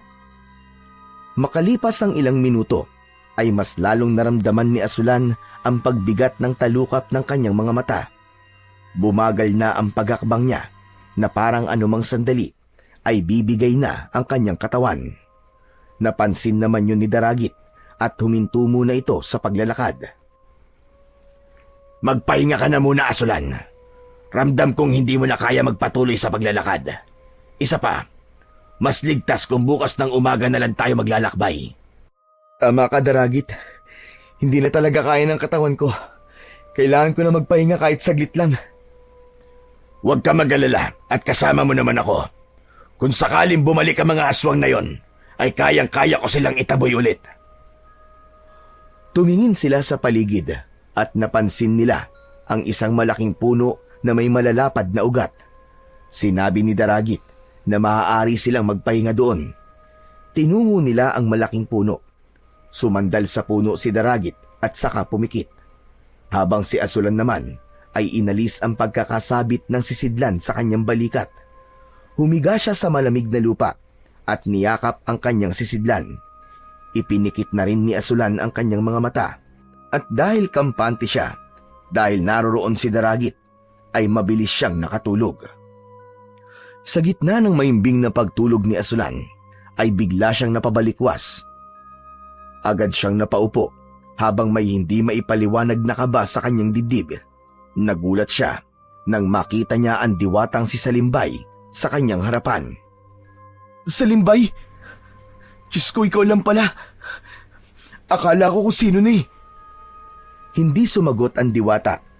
Marahang tumayo si Asulan at nagtaka siya sapagkat hindi niya na nakita doon si Daragit. Alam kong nagtataka ka kung bakit nawala ang lalaking tumulong sa'yo laban sa dalawang aswang. Ngunit hindi lamang siya ang nawawala, Asulan. Nanlamig si Asulan. Agad niyang kinuha ang kanyang sisidlan at nang silipin niya ang loob nun, ay nanlumo siya dahil wala na roon ang salimbayan. Bumagsak ang balikat niya at may pagtatakang tumingin siya kay Salimbay. Ang ibig mo bang sabihin ay tinangay ni Daragit ang salimbayan? Tama ka, Asulan. Binalaan na kita na may ibang puwersang nais ding makuha ang salimbayan. Patawad. Patawad, Salimbay. Naging pabaya ako. Masyado ako nagtiwala kay Daragit. Dahil iniligtas niya ako, inisip kong wala siyang masamang hangarin sa akin. Napakatanga ko. Hindi ako nag-iisip. Sadyang maraming tao ang mapanlinlang, Asulan. Hindi lahat na nagpapakita ng kabutihan ay tunay na mabuti. May ilan na nagbibigay ng tulong, hindi dahil nais nilang makatulong, kundi dahil may mas malalim silang pakay. Hahanapin ko si Daragit at kukunin ko sa kanya ang salimbayan. Hindi ako pwedeng bumalik sa aming baryo na hindi ko yung dala. Yun na lang ang aming pag-asa. Matapos yun, ay agad na kinuha ni Azulan ang patalim sa kanyang sisidlan. Maigpit niya yung hinawakan. Alam niyang wala na siyang dapat sayangin na oras. Kailangan niyang hanapin si Daragit at bawiin ang salimbayan bago pa yun tuluyang mawala sa kanya. Akmang haakbang na sana si Asulan para umalis nang muling magsalita si Salimbay. Hindi mo yata nauunawaan kung sino talaga ang kalaban mo, Asulan. Anong ibig mong sabihin, Salimbay? Si Daragit ay isang aswang. Isang pagpapatiwakal lang gagawin mo kung haharapin mo siya, lalo na't wala kang kasanayan sa pakikipaglaban sa isang tulad niya. Kung susugod ka ngayon, maaaring kamatayan lamang ang sapitin mo. Mariing napakagat sa labi niya si Asulan. Doon niya napagtanto na totoo ang sinabi ni Salimbay dahil kahit doon sa dalawang aswang ay wala siyang naging laban. Pero hindi ko pwedeng hayaan na mawala ang salimbayan. Yun lang ang pag-asa ng aming baryo para gumaling ang mga tao ron. Hindi kita pipigilan sa iyong hangarin, Asulan. Hanapin mo si Daragit at bawiin mo sa kanya ang salimbayan.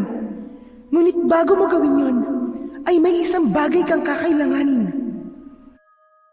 Itinaas ni Salimbay ang isa nitong kamay at mula sa palad nito ay unti-unting lumitaw ang isang maliit na batong kulay asul na bahagyang kumikinang. Ano yan, Salimbay? Ito ang makapangyarihang mutya ng asong gubat. Habang tangan mo ito, magkakaroon ka ng katangian ng isang asong gubat. Magkakaroon ka ng hindi pangkaraniwang lakas at bilis na hindi taglay ng isang pangkaraniwang tao. Ipinagkakaloob at ipinagkakatiwala ko sa iyo ito, Asulan. Walang pag-aalinlangan na kinuha ni Asulan ang mutya mula sa diwata at nang ikulong niya yon sa kanyang palad ay isang kakaibang pakiramdam ang bumalot sa kanyang katawan. Tila nagising ang isang lakas na hindi niya alam na meron siya. Maigpit na hinawakan ni Asulan ang mutya at matapang na tumingin kay Salimbay. Mahal na diwatang Salimbay, hahanapin ko si Daragit at kukunin ko sa kanya ang salimbayan. Matapos yun, ay isinilid na ni Asulan ang mutya ng asong gubat sa kanyang bulsa. Naramdaman niya na mas naging gising ang kanyang pandama, naging matalas ang kanyang mga mata, at maging ang pang-amoy niya ay naging kasing talas gaya ng sa asong gubat. Sinamyo ni Asulan ang hangin at naamoy niya mula roon si Daragit. Wala na siyang sinayang na oras. Mabilis siyang tumakbo at sinundan niya ang amoy ni Daragit. Sa gilid ng kanyang paningin ay napansin niyang kasabay niyang tumatakbo si Salimbay hanggang sa nag-anyong puting asong gubat, ang diwata. Hindi nagtagal ay palakas ng palakas ang amoy ni Daragit. Alam ni Asulan na malapit na siya sa kinaroroonan ng kanyang kalaban. Makalipas lamang ang ilang minuto ng pagtakbo, ay nakita na ni Asulan si Daragit.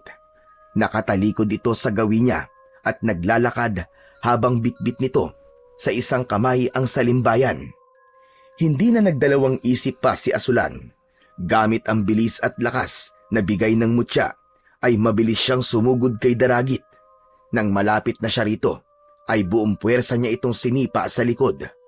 Napasubsob naman sa lupa si Daragit. Agad na tumayo si Daragit at nang humarap ito kay Asulan, pinunasan nito ang dugo sa gilid ng labi nito gamit ang sarili nitong kamay. Hayop ka! Traidor ka! Ibalik mo sa akin ang salimbayan! Traidor! Hindi ako traidor, Asulan. Sadyang napakadali mo lang utuin. Masyado kang madaling magtiwala. Akin ang salimbayan, Daragit. Kailangan niya ng mga tao sa aming baryo. At ano sa tingin mo?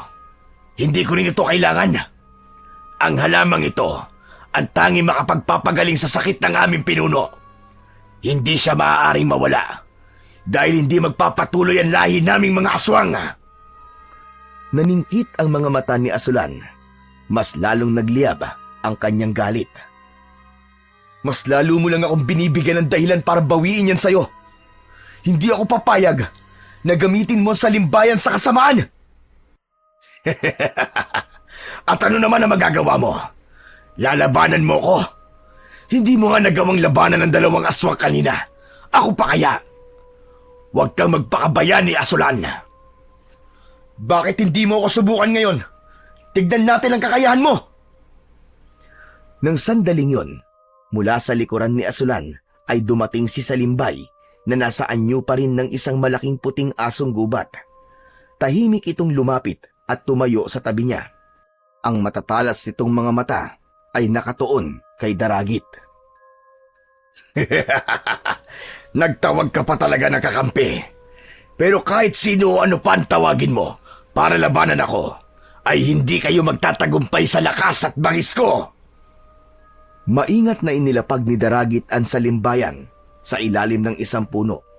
Pagkatapos ay muli itong humarap kay Asulan at sa puntong yun ay nagsimula na itong magbago ng anyo. Lumaki ng bahagya ang katawan nito at tinubuan ito ng makapal na balahibo. Nagkaroon si Daragit ng matutulis na mga ngipin at kuko. Sa isang kisap mata ay tuluyan na itong naging aswang. Hindi naman nagpakita ng takot si Asulan sa harap ni Daragit. Inilagay niya ang buong tiwala niya sa mutya ng asong gubat na ipinagkaloob sa kanya ng diwatang si Salimbay. Naunang sumugod si Daragit, tinangka nitong sunggaban si Asulan, ngunit agad yung naiwasan ni Asulan. Ramdam niya ang bilis ng kanyang galaw at tila nababasa ng utak niya ang mga gagawin ng kanyang kalaban.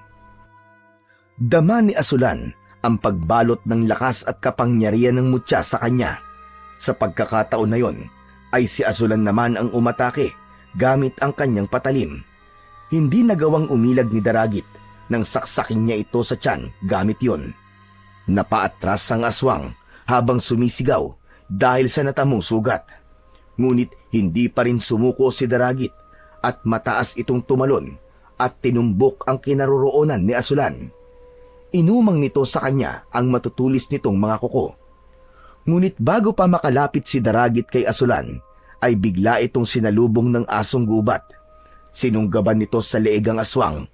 Bumagsak ang aswang sa lupa habang mariin na nakabaon ang mga ngipin ng asong gubat sa leeg nito. Sinamantala naman ni Asulan ang pagkakataon na yon. Inipon niya ang kanyang lakas at tumakbo siya papalapit kay Daragit. Isang malakas na sigaw ang pinakawalan niya bago niya mariin na itinarak ang patalim sa dibdib ni Daragit. Hinila niya yon pababa, papunta sa tiyan nito. Bumulwak sa malaking sugat na yon ni Daragit ang masaganang dugo at lumabas pa ang ilang lamang loob nito. Unti-unting nawalan ng bangis ang mga mata ni Daragit hanggang sa tuluyan na yung binawian ng buhay. Tumayo si Asulan sa tabi ng bangkay ni Daragit habang ang asong gubat naman ay bumalik na sa pagiging diwata nito. Masyado kang mayabang, Daragit. Nakita mo na ang nangyari sa'yo. Masyado mo minaliit ang isang taong may magandang hangarin. Ngayon, ikaw ang natapos sa sarili mong laro. Nagtagumpay ka, Asulan. Binabati kita. Pinatunayan mo lang na ikaw talaga ang karapat-dapat na magmay-ari ng mutya ng asong gubat. Sana'y huwag kang magbago at patuloy mo yung gamitin sa kabutihan upang ipagtanggol ang mga walang kalaban-laban. Maraming salamat sa inyo, mahal na diwatang Salimbay. Napakalaki na naitulong mo sa akin. Simula sa pagbibigay mo sa akin ng salimbayan hanggang sa pagkakaloob mo sa akin ng mutya ng asong gubat. Lumayo si Asulan sa bangkay ni Daragit at kinuha niya ang salimbayan. Muli niya yung inilagay sa kanyang sisidlan at muli niyang ipinagpatuloy ang kanyang paglalakbay pauwi sa kanilang baryo. Bitbit ang halamang salimbayan ay tahimik na naglalakad si Asulan palabas ng kagubatan. Nakasunod pa rin sa kanya si Salimbay na nasa anyong asong gubat. Ramdam niyang nais ni Salimbay na makasiguro na ligtas siyang makakarating sa kanilang baryo. Hindi nagtagal ay sumikat na ang araw at nakarating na rin si wakas si Asulan sa labas ng kagubatan. Doon ay nakita niya ang isang mahabang daan at walang pagdadalawang isip na tinahak niya yon. Hindi maitago ni Asulan ang pananabik sa kanyang puso dahil alam niyang malapit na siyang makarating sa baryo nila. Hindi nga nagtagal ay narating na niya ang kanilang baryo at habang naglalakad siya ay napansin niya na hindi makapaniwala ang mga tao habang nakatingin sa kanya. May narinig si Asulan na bulungan na ang akala ng mga ito ay patay na siya. Hindi inaasahan ni Asulan na sa kanyang paglalakad ay makakasalubong niya ang kanyang ama na si Tolome. Bakas sa mukha ng kanyang ama ang gulat. Lumapit ito sa kanya at nanginginig ang mga kamay na hinawakan ang kanyang muka. Hindi nagtagal ay nagsimula ng tumulo ang mga luha nito. Tay! Tatay! Anak! Buhay ka! Totoo ba ito? Hindi ba ako nananaginip lang? Mahinang tumawa si Asulan sa sinabi ng kanyang ama. Hindi ka nananaginip, Tay. Buhay po talaga ako. Imposible. Paano nangyaring buhay ka pa? Napakataas ng bangin kung saan ka nahulog. Tay, mahabang kwento, pero ang malaga, ito po, dala ko na po sa limbayan. Matatapos na rin po sa wakas ang paghihirap ng mga tao dito sa baryo natin. Hawak ko na po ang lunas sa kumakalat na sakit dito sa ating baryo. Mula sa sisidlan na dala ni Asulan ay inilabas niya ang salimbayan. Napanganga si Tolome nang makita nito ang mahiwagang halaman. Diyos ko, yan na nga ba talaga ang salimbayan, Asulan? Opo, Tay. Ito nga po ang salimbayan. Kusa po itong ibinigay sa akin ng diwatang nagbabantay sa halaman na to. Pero mamaya na po tayo magkwentuhan. Kailangan na nating dalhin ito kay Tatang Elyong dahil siya lamang ang nakakaalam kung paano to gamitin. Tumango si Tolome at mabilis nitong pinunasan ng luha gamit ang mga kamay nito. Bago magtungo sina Asulan kay Tatang Elyong, ay lumingin muna si Asulan sa kanyang likuran at nakita niya si Salimbay na nasa anyong asong gubat pa rin na naglalakad na pabalik sa daan na tinahak nila kanina. Alam ni Asulan na tapos na ang misyon ni Salimbay kaya oras na para bumalik ito sa tahanan nito. Maraming salamat sa iyo, mahal na diwatang Salimbay. Ano ka mo? May sinasabi ka ba, anak? Wala po, Tay. Tara na po kay Tatang Elyong. Sigurado po ako na matutuwa siya dahil nasa atin na po ngayon ang salimbayan. Hindi lang matutuwa si Tatang Elyong, kundi magugulat din dahil ang akala namin ay patay ka nang talaga. Napangiti si Asulan sa sinabi na yon ng kanyang tatay. Hindi na siya nagsalita at magkasabay na nilang tinahak ng kanyang ama ang daan patungo sa kubol ni Tatang Elyong. Matapos matanggap ni Tatang Elyong ang halamang salimbayan mula kay Asulan, ay agad nito yung ginamit upang gamutin ang mga may sakit sa baryo nila. Sa loob lamang ng ilang araw, ay marami na ang gumaling at tuluyan nang napigilan ang pagkalat ng misteryosong karamdaman. Upang mapanatili naman ang biyaya ng salimbayan, itinanim ni Tatang Elyong ang ugat nito at inalagaan. Yun ay upang sa susunod na kailanganin nila ang kakayahan nito sa pagpapagaling ng kahit na anong sakit, ay hindi na nila kailangan suungin ang matinding panganib upang hanapin itong muli. Samantala, si Asulan ay itinanghal na bayani ng kanilang baryo. Marami ang humanga sa kanyang katapangan at determinasyon matapos marinig ang kanyang kwento kung paano siya nakaligtas sa bangin. nilabanan ng mga aswang at nagtagumpay sa pagkuha ng salimbayan. Tuluyan na ring tinanggap ni Asulan ang responsibilidad na kaakibat ng mutya ng asong gubat. At sa paglipas ng panahon, hindi lamang siya nakilala bilang isang mandirigmang handang ipagtanggol ang kanilang baryo mula sa kasamaan, kundi nakilala rin siya bilang isa sa pinakamahusay na manggagamot sa kanilang tribo. Nagagawin ang lahat upang mapanatili ang kapayapaan at kaligtasan ng kanyang mga minamahal sa buhay.